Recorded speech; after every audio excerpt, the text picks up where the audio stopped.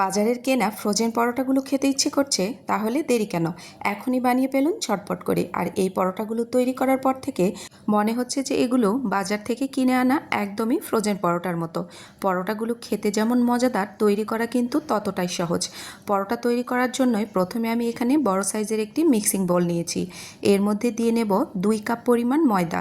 আর এখানে ময়দাটাই ব্যবহার করতে হবে, আটা ব্যবহার করলে কিন্তু পারফেক্ট রেজাল্ট আসবে না। অবশ্যই ময়দাই ব্যবহার করবেন।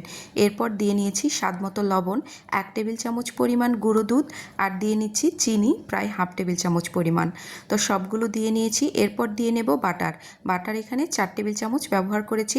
অবশ্যই বাটার নেওয়ার চেষ্টা করবেন, তাহলে পরোটাটা কিন্তু একদমই পারফেক্ট হবে। এখানে বাটার কিছুটা শক্ত রয়েছে, আপনারা অবশ্যই বাটারটাকে গলিয়ে ব্যবহার করবেন। তো আমি হাত দিয়ে চেপে চেপে ময়দার সাথে এই বাটারটাকে মাখিয়ে নেব। যতক্ষণ না এটা গলে যায় ততক্ষণ আমি ময়দার সাথে এটাকে মাখিয়ে নেব। বাটার ভালো করে গলে গেছে, এই পর্যায়ে দিয়ে নিচ্ছি রুম টেম্পারেচারের পানি। অল্প অল্প করে পানি দিয়ে এই ডোটাকে বানিয়ে নিতে হবে। একবারে পানি দিলে দেখা যায় যে ডোটা অনেক সময় নরম হয়ে যেতে পারে। এই পর্যায়ে অল্প অল্প করে পানি দিয়ে ডোটাকে মেখে নিতে হবে। তো ভালো মতো করে ডোটাকে মেখে নিয়েছি। তো দেখুন হাতে একটু লেগে নেই। তো ভালো করে মেখে নেওয়ার পরে আমি একটা পরিষ্কার জায়গায় এটাকে উঠিয়ে নেব। তো আমি এখানে একটা বেলুন চাকি নিয়েছি, এর মধ্যে ময়দার ডোটাকে নিয়ে আরও 5 মিনিটের মতো এটাকে মথে নিয়েছি।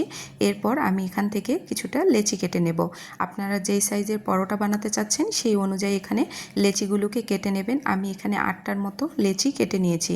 সবগুলো লেচি কেটে নেওয়ার পরে এগুলোকে হালকা একটু হাত দিয়ে চেপে চেপে গোল গোল করে বানিয়ে নিতে হবে।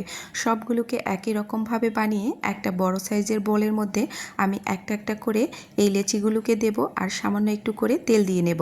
তো এরকমভাবে সবগুলোকেই করে নিতে হবে। এটা দেওয়ার কারণে পরোটাগুলো অনেক বেশি সফট হবে আর উপর থেকে হবে ক্রিস্পি। তো আমি তেল দিয়ে নিয়েছি। এখন এটাকে 30 মিনিটের জন্য রেস্টে রেখে দেব।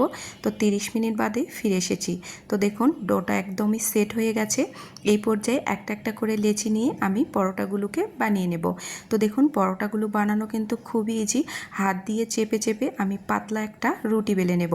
যতটা সম্ভব পাতলা করে আমি রুটিটাকে বেলে নিয়েছি। এরপর রুটিটাকে এক পাশ থেকে টেনে যতটা সম্ভব লম্বা করে এরকম গোল করে পেঁচিয়ে নিতে হবে। আর এভাবে পেঁচানোর কারণে পরোটাগুলো কিন্তু অনেক বেশি লেয়ার হবে। তো আমি সবগুলোকে একই রকমভাবে বানিয়ে নেব। তো দেখুন সবগুলোকে বানিয়ে নেওয়া হয়ে গেছে।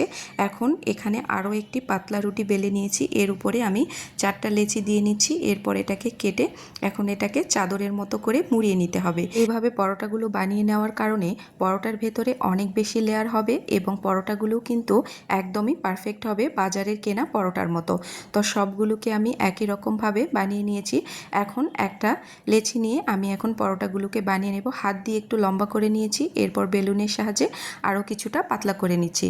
তো আমি এটাকে মোটামুটি একটু মোটা রেখেই বেলে নিয়েছি। এখন আমি পরোটাগুলোকে ভেজে নেব। তো প্রথমেই তেল ছাড়া এপাশ ওপাশ উল্টিয়ে একটু ভেজে নিচ্ছি। এরপর অল্প কিছুটা তেল দিয়ে নেব, আর অল্প তেলেই এই পরোটাগুলো কিন্তু ভেজে নেওয়া যায়। এরপর পরোটাগুলোকে ওলট পালট করে ভালো করে ভেজে নিতে হবে। তো পরোটা ভাজা হয়ে গেছে, এখন আমি এটাকে প্যান থেকে নামিয়ে নেব।